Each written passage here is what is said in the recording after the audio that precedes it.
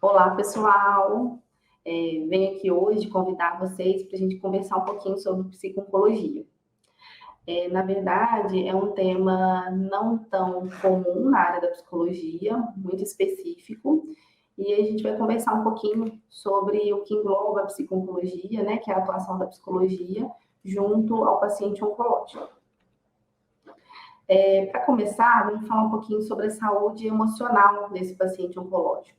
Quais são os impactos no momento do diagnóstico no decorrer desse processo de adoecimento? Então, aí no slide, vocês podem perceber que o processo de adoecimento não é um simples diagnóstico, né, receber uma biópsia de um adoecimento. Mas o que significa esse adoecer?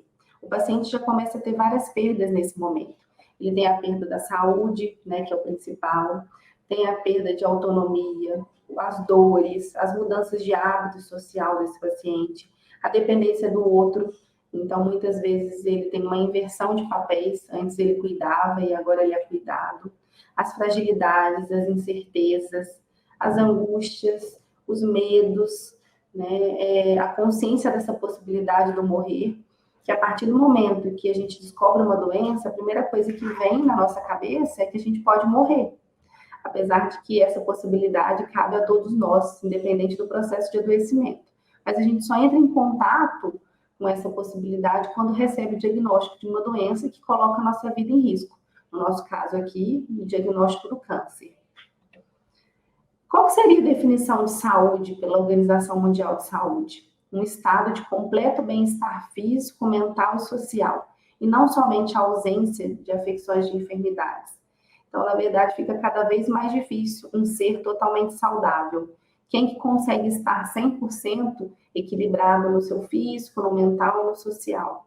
Então, não só o câncer, mas o processo emocional, o estado psíquico desse paciente também sofre um adoecimento muito repentino.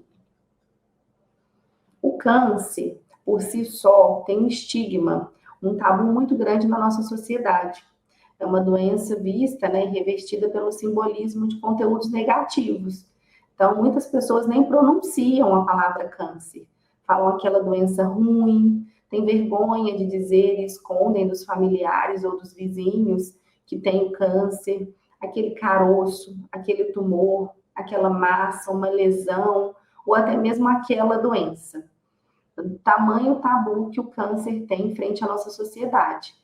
Só que com o tempo, os avanços de tratamento também vêm desmistificando um pouco isso. E o paciente não deixa mais de pensar só na sentença de morte, que eu citei anteriormente, mas também, né, na possibilidade de cura e de tratamento. Isso é um segundo momento após o momento do diagnóstico.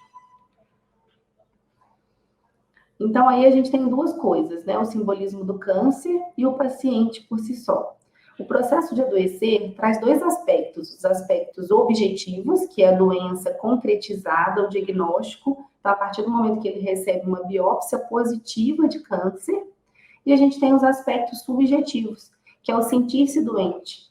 É como se todos os papéis sociais desse paciente foram perdidos e ele começa a assumir um papel, vestir a camisa mesmo do ser doente. O que esse adoecimento traz como consequência psíquica?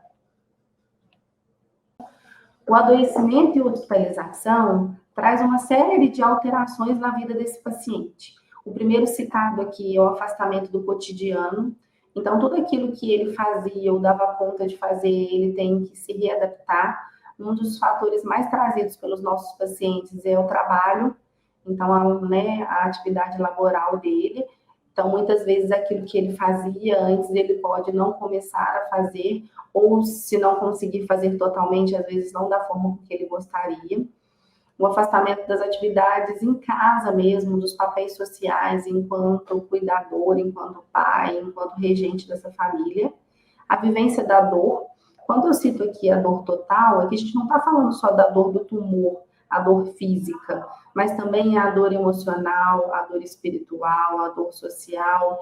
E aí, para esse nome, a gente usa a questão da dor total. Então, essa dor, muitas vezes, a dor da alma dói mais do que a dor física do corpo. As limitações físicas e as mudanças corporais. O paciente oncológico fica visualmente muito acometido pela doença. um dos maiores estigmas que a gente tem do paciente oncológico é a perda do cabelo.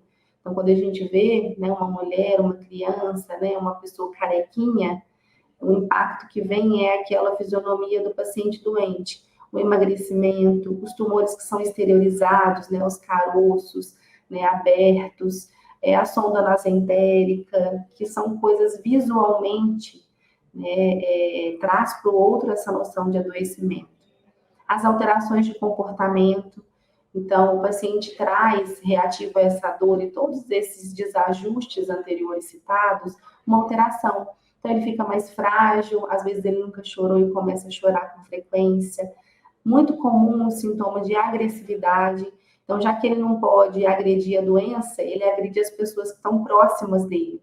Na maioria das vezes, os profissionais da área da saúde ou os familiares. Ou um isolamento, uma introspecção, são alterações de comportamento muito comuns nesse processo de adoecimento. Manifestações intensas de sentimentos, então tudo fica mais intenso. Então, se eu estou triste, eu estou muito triste. Né? Se alguém me magoou ou faz algo que me chateia, essa chateação fica maior por conta já dessa fragmentação emocional. E mudanças na dinâmica familiar. Então, muitas vezes, aquele, vamos colocar o papel aí do pai, né, do provedor da casa, era o que levava o sustento, era o que trabalhava, e aí ele começa a não trabalhar, e se ele não recebe nenhum tipo de benefício, a esposa tem que começar a trabalhar, ou o filho para trazer esse sustento, porque o adoecimento vem, mas as contas continuam chegando, tudo aquilo que está acontecendo na vida continua rodando, a gente não pode parar. Então, tem essa alteração. Ou ao contrário, às vezes a esposa e o filho trabalhavam e tem que parar de trabalhar para cuidar, né, desse provedor, desse familiar, e aí sofre uma alteração muito grande na parte financeira, na estrutura dessa família. E quais que seriam as reações psicológicas mais comuns no processo oncológico, no câncer? O diagnóstico por si só, como eu já citei, implica esse estresse quase que insuportável. Então, só o fato do diagnóstico já traz uma alteração emocional imediata, mudanças no nível de vida e interfere nessa estrutura de rotina e na atividade como um todo.